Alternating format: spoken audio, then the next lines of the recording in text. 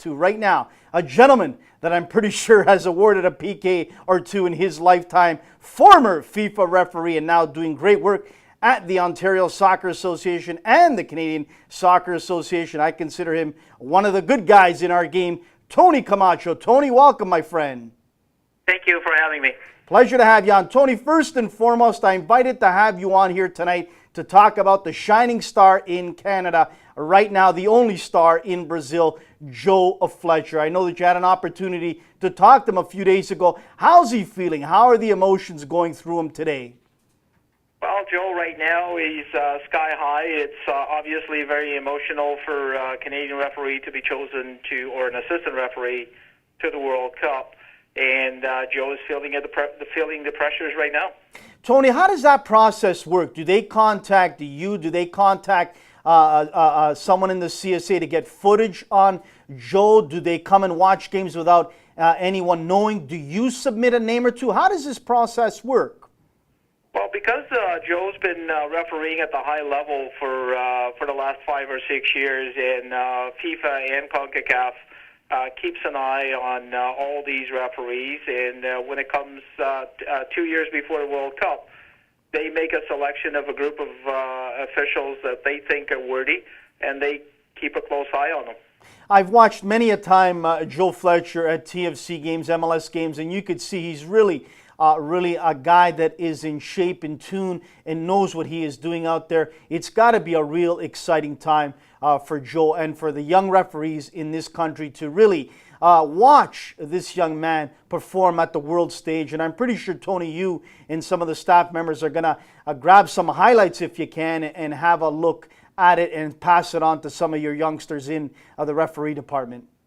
Well, absolutely. We will be watching Joe's every game specifically. We will be keeping tapes of his game. And when he comes back, we hope to get Joe to come and speak to the younger referees and be part of mentorship and referee education.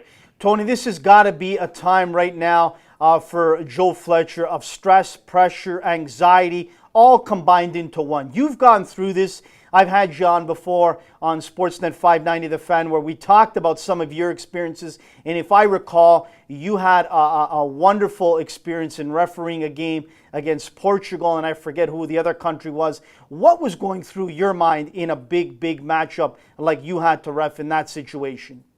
Well, first is the excitement when you hear the appointments, whether it's a game or a tournament, you get very, very excited. Once it gets close to the game date, then the pressures start mounting, and then you start replaying the game or playing the game in your mind, and think about different scenarios. What will I do in this situation?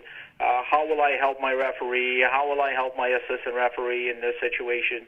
And but because of our training and the training that we do through the week and through the years, it becomes a little bit easier to deal with the pressures.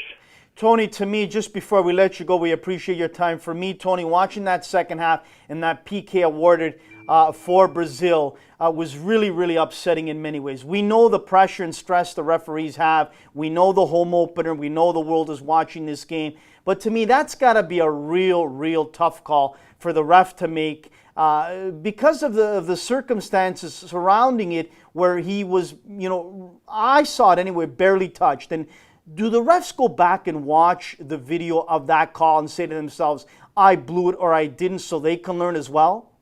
Oh, absolutely. First thing tomorrow morning, there'll be a debrief with the referees, the assessors of the game, and the people in charge of the officiating crews in Brazil.